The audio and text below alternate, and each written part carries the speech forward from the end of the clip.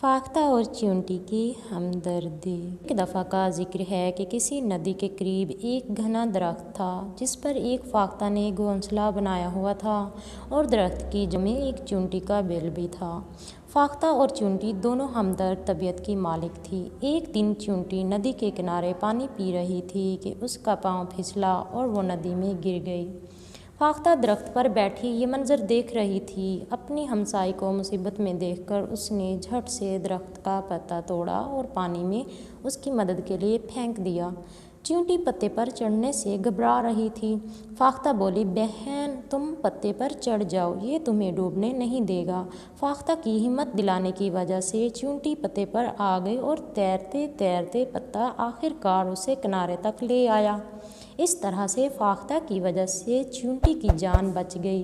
اس واقعے کو کچھ دن گزرے تھے کہ ایک شکاری ادھر آ نکلا۔ اس نے درخت پر فاختہ کو دیکھا تو اپنی بندوق سے نشانہ باندھ لیا۔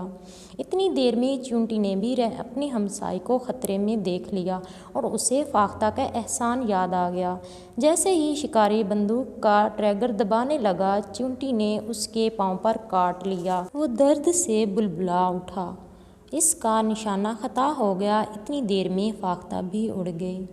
دیکھا پیارے بچوں، کس طرح سے فاختہ اور چیونٹی نے ایک دوسرے کی مدد کی۔ بالکل اسی طرح ہمیں بھی ایک دوسرے کے کام آنا چاہیے۔ شکریہ، اللہ حافظ۔